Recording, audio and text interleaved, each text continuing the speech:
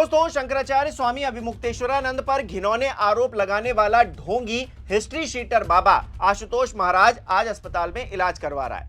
वजह, सुबह 5 बजे चलती ट्रेन में उस पर हमला हुआ है और यह हमला शंकराचार्य ने करवाया है, ऐसे आरोप लगाए जा रहे हैं। बताया यह जा रहा है कि शंकराचार्य के इशारे पर यह हमला हुआ, लेकिन कहानी कुछ और ही बनती हुई दिख रही है। एक फेसबुक पोस्ट भी निकलकर सामने आया जिसने हड़कंप मचा दिया है और जिस तरह से शिकायत की गई है इस पूरे मामले की आशुतोष ब्रह्मचारी की तरफ से, उसमें भी एक पेज निकलकर सामने आया है। क्या है पूरा मामला, बताता हूं आपको।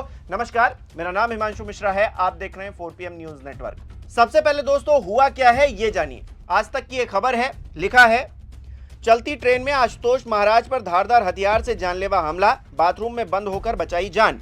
प्रयागराज आने के दौरान रीवा एक्सप्रेस में आशुतोष ब्रह्मचारी पर जानलेवा हमला हो गया। उसका दावा है कि चलती ट्रेन में एक व्यक्ति ने धारदार हथियार से उसकी नाक काटने की कोशिश की और कई बार किए। आशुतोष ब्रह्मचारी ने इस हमले के पीछे स्वामी अभिमुक्तेश्वरानंद और उनके सहयोगियों की साजिश होने का आरोप लगाया है और इसी साजिश के तहत आशुतोष ब्रह्मचारी ने पुलिस में एक शिकायत भी दर्ज करवाई है। देखिए क्या है शिकायत। थाना प्रभारी राजकीय रेलवे पुलिस प्रयागराज को ये लिखित शिकायत आशुतोष महाराज की तरफ से दी गई है, जिसमें लिखा है प्रार्थी के द्वारा माननीय अपर जिला जज प्रयागराज पॉक्सो एक्ट प्रयागराज के यहां अभिमुक्तेश्वरानंद शिष्य स्वामी स्वरूपानंद सरस्वती के खिलाफ नाबालिग बटोक व बालिक बटुक के साथ यौन शोषण लैंगिक अपराध के तहत माननीय न्यायालय के आदेश पर थाना झूसी में मुकदमा दर्ज हुआ है, जिसके चलते अभिमुक्तेश्वरानंद, मुक्तानंद, प्रकाश उपाध्याय, अश्विन दिनेश शर्मा ने मेरी नाक काटने की योजना बनाई तथा अभिमुक्तेश्वरानंद, मुकुंदानंद, प्रकाश, अखिल के कहने पर दिनेश शर्मा निवासी थाना गोवर्धन जिला मथुरा ने मेरे नाक काटने वाले को 21 लाख रुपए देने की सार्वजनिक मंच टीवी चैनल पर घोषणा की, जिसके चलते आज दिनांक 5/3/2025 को समय लगभग 5 बजे ट्रेन जब सिराथू स्टेशन पर पहुंचने वाली थी तो एक अज्ञात व्यक्ति जो कि इन सभी व्यक्ति के कहने पर आया था, मेरे नाक काटने का प्रयास किया। धारदार हथियार से प्रार्थी के ऊपर जानलेवा हमला किया गया, हत्या करने का प्रयास किया गया। प्रार्थी के नाक व चेहरे पर, हाथ में कई जगह पर कटा हुआ निशान है, खून निकल रहा है, गंभीर चोट आई है। प्रार्थी ट्रेन की बाथरूम में घुसकर अंदर से बंद किया तथा जीआरपी को फोन किया गया, तब जाकर जान बची, वरना ये व्यक्ति मेरी नाक काटकर अलग कर देता, हत्या कर देता प्रार्थी की। थाना प्रभारी राजकीय रेलवे पुलिस प्रयागराज को लिखित ये पत्र आपके सामने है। तो सीधे तौर पर शुरुआती लाइन से यही कहा गया है कि अभिमुक्तेश्वरानंद के कहने पर या फिर उनके और भी जो साथी हैं उनके कहने पर एक व्यक्ति आया जिसने नाक काटने की कोशिश की, हमला किया, कई बार किए और इस हमले के मद्देनजर आशुतोष महाराज ने बाथरूम में खुद को बंद करके अपनी जान जैसे तैसे बचाई है। ये कहानी एक बताई जा रही है, लेकिन इसमें कितना सच है अपने आप में यह भी सवाल खड़ा हो रहा है, क्योंकि अभिमुक्तेश्वरानंद कुछ और कह रहे हैं। अभिमुक्तेश्वरानंद कह रहे हैं कि ट्रेन अटेंडेंट ने उनको यह बताया है कि जब वो बाथरूम में गया तो फिर ठीक था, लेकिन जैसे ही बाहर आया उसके ऊपर जो है चोट के निशान थे। सुनिए। जो अटेंडेंट है, जैसा कि हमको समाचार में बताया गया, वो कह रहा है कि बाथरूम में गए तब तक तो ठीक थे, बाथरूम से निकलने के बाद से इनका ये हाल हो गया। तो बाथरूम में जब गए तो ठीक थे, तो बाथरूम से निकलने के बाद उनको किसने मार दिया? ये बनावट है, केवल माहौल बनाने के लिए और सुरक्षा प्राप्त करने के लिए, इससे ज्यादा कुछ दिखाई नहीं देता। और दूसरी बात है कि अगर भारत सरकार की रेल सुरक्षित नहीं रह गई, कोई यात्री किराया दे करके, चाहे वो आशुतोष ही क्यों ना हो, अगर वो यात्रा कर रहे हैं, ट्रेन में कर रहे हैं, तो कहाँ है जीआरपी, कहाँ है रेलवे का प्रशासन? वैसे किसी यात्री के ऊपर हमला हो जाता है।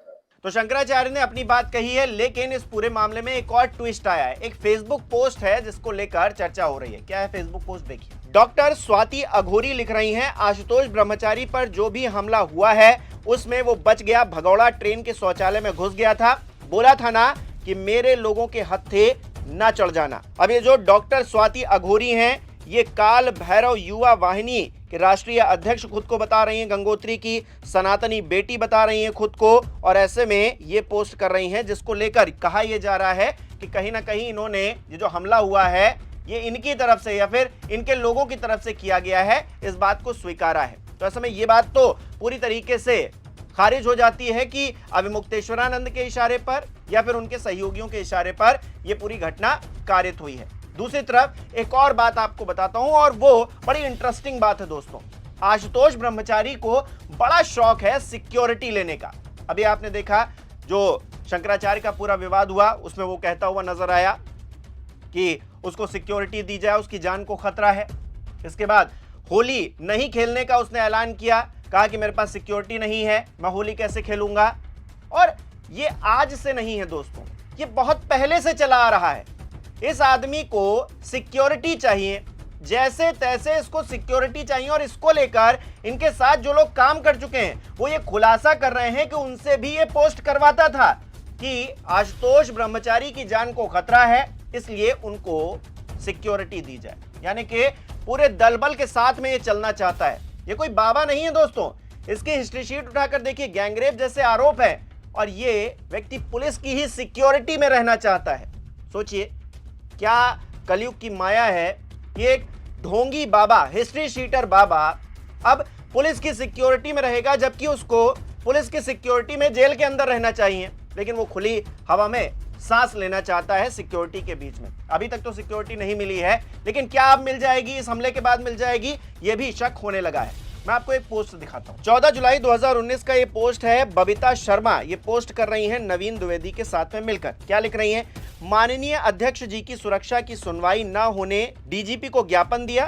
प्रदेश अध्यक्ष नवीन द्विवेदी जी, प्रत्यूष मिश्रा जी एवं टीम शामिल रही। जय श्री परशुराम जी। यानी कि ये पूरा सिक्योरिटी को लेकर जो है इस तरह से ज्ञापन दिया जा रहा है। एक और पोस्ट दिखाता हूं।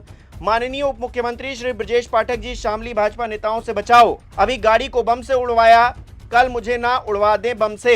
48 घंटे में आरोपियों की गिरफ्तारी नहीं हुई तो भूख हड़ताल जारी रहेगी। यानी कि ये बहुत बड़ा नौटंकीबाज है दोस्तों।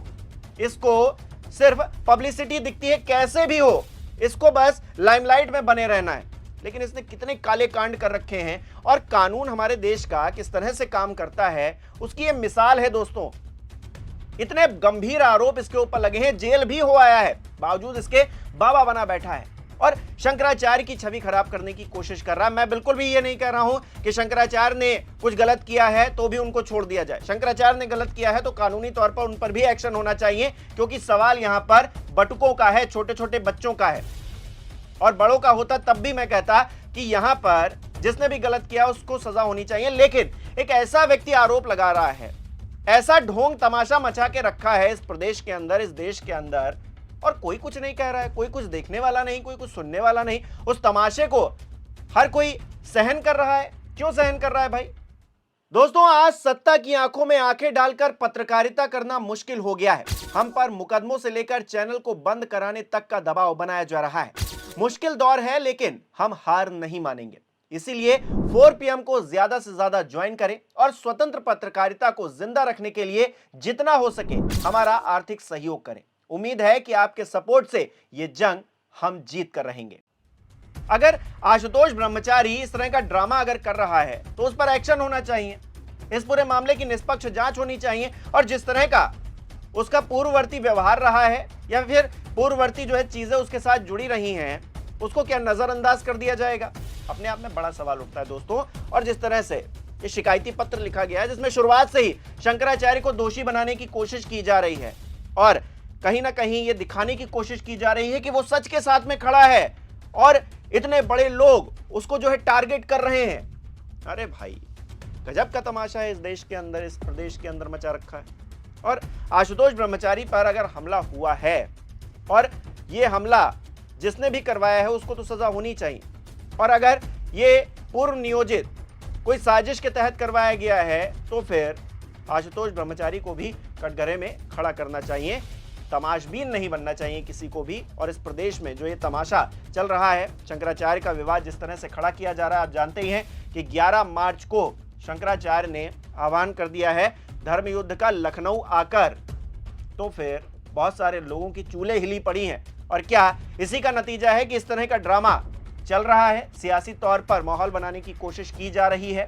आपको क्या लगता है? कमेंट करके जरूर बताइएगा। इस वीडियो को लाइक करना, शेयर करना मत भूलिएगा। हमारे चैनल को सब्सक्राइब नहीं किया तो वो भी जरूर कीजिएगा। आप हमें सहयोग भी कर सकते हैं ज्वाइन बटन पर क्लिक करके। बहुत बहुत धन्यवाद।